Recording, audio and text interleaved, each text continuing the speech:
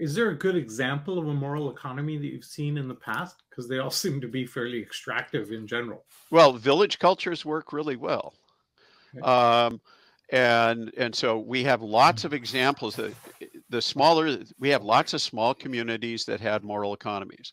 And Yeah. the question, and they still exist today. The question is, how do you make them scale? I By the way, the one other detail I keep in mind, the global population of stateless is of course growing. And when you say stateless, you think of people trapped in refugee camps and the like. But it turns out that statelessness is much more complex. And James Scott also wrote about this a little bit, like the Kurin in Southeast Asia. They don't want to be part of a state. They are perfectly happy being stateless. So what may be beyond the nation state is large populations of communities that really want to stay stateless. So that is fascinating. I said something, and I know it. I said this, and I didn't mean it in a way that could be insensitive. So I'll caveat that. But what if someone wanted to be a refugee, right? But this word statelessness is much nicer. So I think I know. I just heard a story of a family that's been traveling the world. They call them the Bitcoin family. This was in the news today. They cashed out everything they had when Bitcoin was $900. They traveled to 40 countries. And now just today, I read a story that they've decided to settle in Portugal because Portugal has 0% taxation on cryptocurrencies. And that's what their currency is in. So for a while now, they've effectively chosen to be stateless. And as you know, if you move frequently enough, you actually avoid having to pay any taxes in each of those locations. As long as you move, I don't remember, it's different in different places, but we've seen a number of people do this.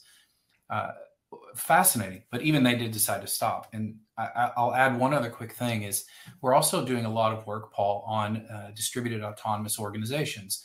Over time, humanity has chosen many, many ways to organize.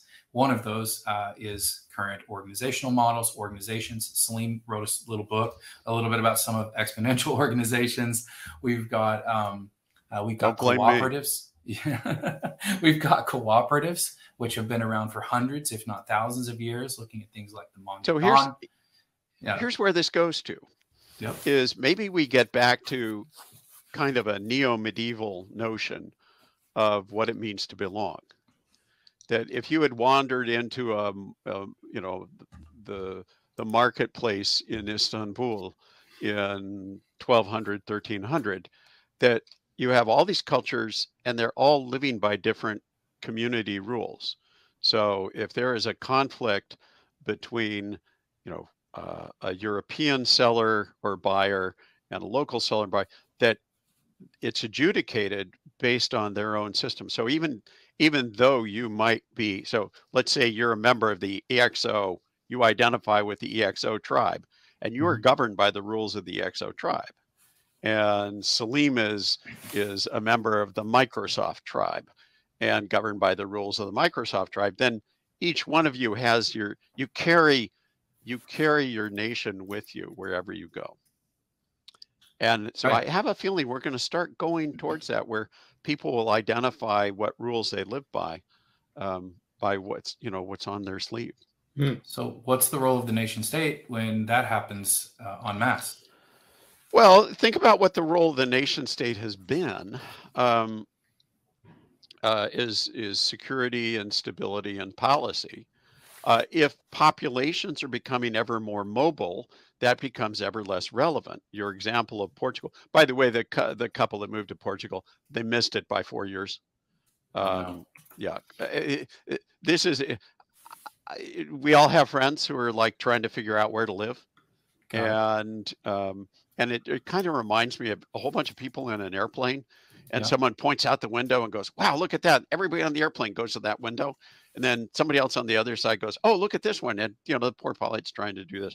Portugal's over. I mean, it's a lovely place, but sensible people wouldn't move there. Well, I guess but the thing is they can just pick up and move again because but that's the problem. So now if you can pick up and move to the next place, then who stays and takes care of that place?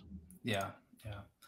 And so in a way, people who are picking up and just moving to Portugal because of the advantages of tax stuff, they're parasites.